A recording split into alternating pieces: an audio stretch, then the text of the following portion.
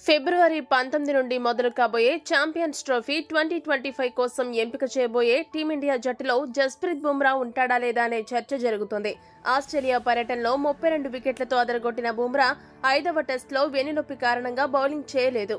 ఈ క్రమంలో Bumrah champions trophy ఆడతాడా లేదా అనే విషయానికి సంబంధించి ఆసక్తికర వార్త వెలుగులోకి వచ్చింది. ప్రస్తుతం అందుతున్న సమాచారం ప్రకారం జస్ప్రీత్ బుమ్రాను ఇంగ్లాండ్తో సిరీస్ కు పక్కన పెట్టి ఛాంపియన్స్ ట్రోఫీ ఆడించాలని మేనేజ్మెంట్ చూస్తున్నట్లు వార్తలు వస్తున్నాయి. అయితే బుమ్రా ఛాంపియన్స్ ట్రోఫీ ఆడడానికి బీసీసీఐ ఒక మెలిక పెట్టింది.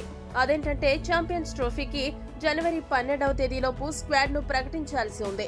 ఆ తర్వాత కూడా మార్పులు చేసుకునే అవకాశం ఉంటుంది. ఈ క్రమంలో 15 మందితో కూడిన స్క్వాడ్ లో తొలుత బుమ్రాకు బీసీసీఐ ఛాన్స్ ఇస్తుంది.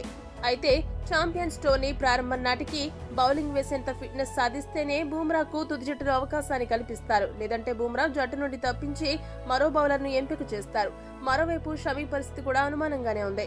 షమీ పూర్తి స్థాయి ఫిట్నెస్ సాధించాడా లేదా అనే విషయంలో క్లారిటీ లేదు. కనీసం షమీ తుది జట్టులో ఉన్న భారత బౌలింగ్ కు ఇబ్బంది ఉండదు. వీరిద్దరూ లేకపోతే మాత్రం ఇతర జట్లతో పోలిస్తే బౌలింగ్ విభాగం చాలా బలహీనంగా మారడం ఖాయం. ఒకవేళ ఛాంపియన్స్ ట్రోఫీకి బుమ్రా, షమీ ఇద్దరు జట్టులో లేకపోతే వారి స్థానంలో ఏ బౌలర్లు వస్తే టీమిండియాకు లాభం చేకూరుతుందో కామెంట్ చేయండి. మరిన్ని స్పోర్ట్స్ అప్డేట్స్ కోసం మా ఛానల్ ను సబ్స్క్రైబ్ చేసుకోండి.